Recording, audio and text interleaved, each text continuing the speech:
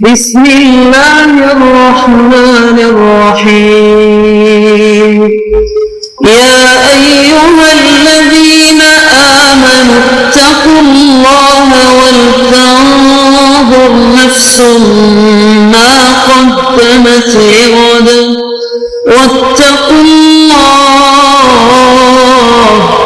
إن الله خبير بما تعملون۔ اے ایمان والو، اللہ سے ڈرتے رہو اور ہر شخص کو دیکھنا چاہیے کہ اس نے کل یعنی آخرت کے لیے کیا سامان بھیجا ہے، اور ہم پھر کہتے ہیں کہ اللہ سے ڈرتے رہو، بے شک اللہ تمہارے سب اعمال سے خبردار ہے۔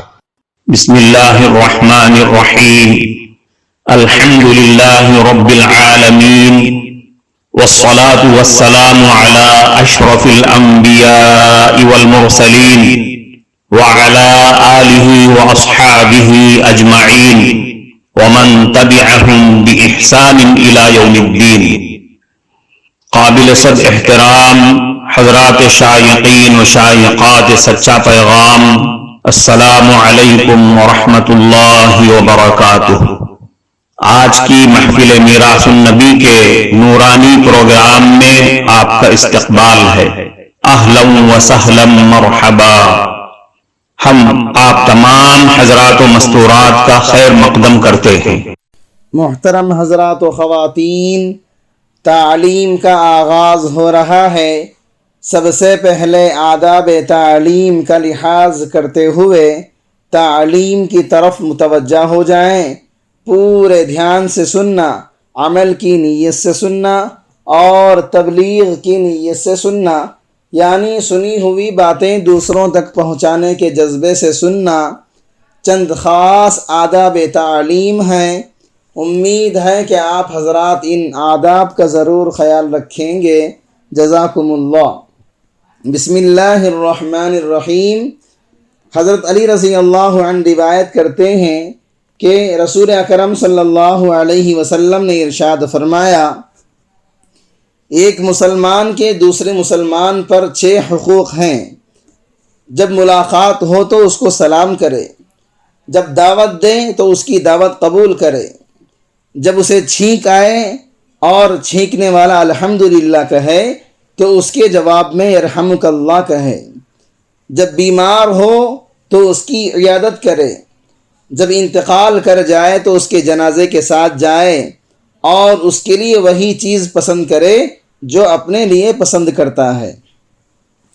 حضرت ابو ہریرہ رضی اللہ عنہ سے روایت ہے کہ میں نے رسول اکرم صلی اللہ علیہ وسلم کو یہ ارشاد فرماتے ہوئے سنا، ایک مسلمان کے دوسرے مسلمان پر 5 حق ہیں: سلام کا جواب دینا، بیمار کی عیادت کرنا، جنازے کے ساتھ جانا، دعوت قبول کرنا اور چھینکنے والے کے جواب میں یرحمک اللہ کہنا۔ حضرت ابو ہریرہ رضی اللہ عنہ روایت کرتے ہیں کہ رسول اکرم صلی اللہ علیہ وسلم نے ارشاد فرمایا، تم جنت میں نہیں جا سکتے جب تک مومن نہ ہو جاؤ، یعنی تمہاری زندگی ایمان والی زندگی نہ ہو جائے، اور تم اس وقت تک مومن نہیں ہو سکتے جب تک آپس میں ایک دوسرے سے محبت نہ کرو۔ کیا میں تمہیں وہ عمل نہ بتلاؤں جس کے کرنے سے تمہارے درمیان محبت پیدا ہو جائے؟ وہ یہ ہے کہ سلام کو آپس میں خوب پھیلاؤ۔ حضرت ابو درداء رضی اللہ عنہ سے روایت ہے کہ رسول اکرم صلی اللہ علیہ وسلم نے ارشاد فرمایا، سلام کو خوب پھیلاؤ تاکہ تم بلند ہو جاؤ۔ حضرت عبداللہ ابن مسعود رضی اللہ عنہ سے روایت ہے کہ نبی کریم صلی اللہ علیہ وسلم نے ارشاد فرمایا، سلام اللہ تعالیٰ کے ناموں میں سے ایک نام ہے جس کو اللہ پاک نے زمین پر اتارا ہے، لہذا اس کو آپس میں خوب پھیلاؤ، کیونکہ مسلمان جب کسی قوم پر گزرتا ہے اور ان کو سلام کرتا ہے اور وہ اس کو جواب دیتے ہیں تو ان کو سلام یاد دلانے کی وجہ سے سلام کرنے والے کو اس قوم پر ایک درجہ فضیلت حاصل ہوتی ہے، اور اگر وہ جواب نہیں دیتے تو فرشتے جو انسانوں سے بہتر ہیں اس کے سلام کا جواب دے دیتے ہیں۔ حضرت ابن مسعود رضی اللہ عنہ روایت کرتے ہیں کہ رسول اکرم صلی اللہ علیہ وسلم نے ارشاد فرمایا، علامات قیامت میں سے ایک علامت یہ بھی ہے کہ ایک آدمی دوسرے آدمی کو صرف جان پہچان کی بنیاد پر ہی سلام کرے، نہ کہ مسلمان ہونے کی بنیاد پر۔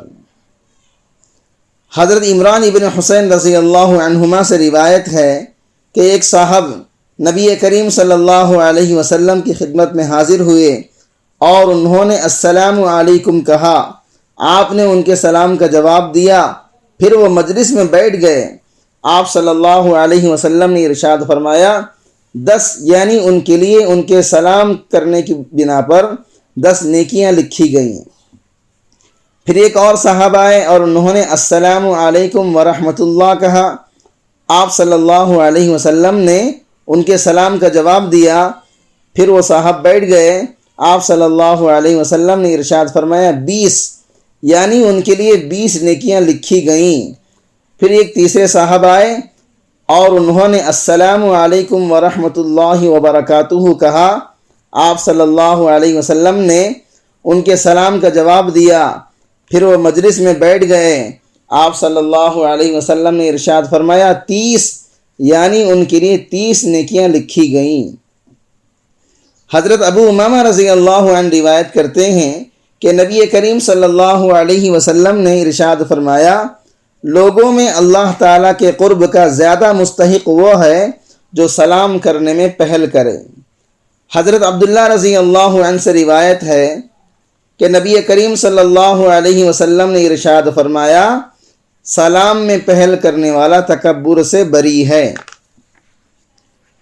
حضرت انس رضی اللہ عنہ فرماتے ہیں، مجھ سے رسول اکرم صلی اللہ علیہ وسلم نے ارشاد فرمایا، بیٹا جب تم اپنے گھر میں داخل ہو تو گھر والوں کو سلام کرو، یہ تمہارے لیے اور تمہارے گھر والوں کے لیے برکت کا سبب ہوگا۔ حضرت قتادہ رحمۃ اللہ علیہ سے روایت ہے کہ نبی کریم صلی اللہ علیہ وسلم نے ارشاد فرمایا، جب تم کسی گھر میں داخل ہو تو اس گھر والوں کو سلام کرو، اور جب گھر سے جانے لگو تو گھر والوں سے سلام کے ساتھ رخصت ہو جاؤ۔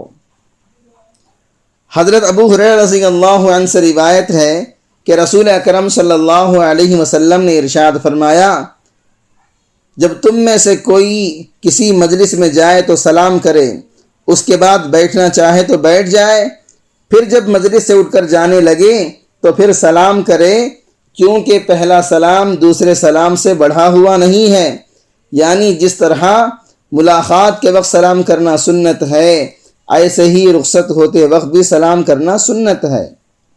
اس دینی اور ایمانی بیان کو سننے کے دوران ہی اس کو لائک کر دیجئے اور شیئر بھی کر دیجئے تاکہ دوسرے بھی اس سے فائدہ اٹھا سکیں۔ اللہ آپ کو جزائے خیر عطا فرمائے۔ حضرت ابو ہریرہ رضی اللہ عنہ سے روایت ہے کہ نبی کریم صلی اللہ علیہ وسلم نے ارشاد فرمایا، چھوٹا بڑے کو سلام کرے، گزرنے والا بیٹھے ہوئے کو سلام کرے، اور تھوڑے آدمی زیادہ آدمیوں کو سلام کرے۔ حضرت علی رضی اللہ عنہ سے روایت ہے کہ رسول اکرم صلی اللہ علیہ وسلم نے ارشاد فرمایا، راستے سے گزرنے والی جماعت میں سے اگر ایک آدمی سلام کر لے تو ان سب کی طرف سے کافی ہے، اور بیٹھے ہوئے لوگوں میں سے ایک آدمی جواب دے دے تو تمام لوگوں کی طرف سے کافی ہے۔ حضرت مقداد ابن اسود رضی اللہ عنہ فرماتے ہیں کہ نبی کریم صلی اللہ علیہ وسلم رات کو تشریف لاتے تو اس طرح سلام فرماتے کہ سونے والے نہ جاگتے اور جاگنے والے سن لیتے۔ حضرت ابو ہریرہ رضی اللہ عنہ روایت کرتے ہیں کہ رسول اکرم صلی اللہ علیہ وسلم نے ارشاد فرمایا، لوگوں میں سب سے زیادہ عاجز وہ آدمی ہے جو دعا کرنے سے عاجز ہو، یعنی دعا نہ کرتا ہو۔ لوگوں میں سب سے زیادہ بخیل وہ ہے جو سلام میں بھی بخیلی کرے۔ حضرت ابن مسعود رضی اللہ عنہ رسول اکرم صلی اللہ علیہ وسلم کا ارشاد نقل کرتے ہیں کہ سلام کی تکمیل مصافحہ ہے۔ حضرت برا رضی اللہ عنہ روایت کرتے ہیں کہ رسول اکرم صلی اللہ علیہ وسلم نے ارشاد فرمایا، جو دو مسلمان آپس میں ملتے ہیں اور مصافحہ کرتے ہیں تو جدا ہونے سے پہلے دونوں کے گناہ معاف کر دیے جاتے ہیں۔ حضرت حذیفہ ابن یمان رضی اللہ عنہ سے روایت ہے کہ نبی کریم صلی اللہ علیہ وسلم نے ارشاد فرمایا، مومن جب مومن سے ملتا ہے، اس کو سلام کرتا ہے اور اس کا ہاتھ پکڑ کر مصافحہ کرتا ہے تو دونوں کے گناہ اس طرح جھڑتے ہیں جیسے درخت کے پتے جھڑ جاتے ہیں۔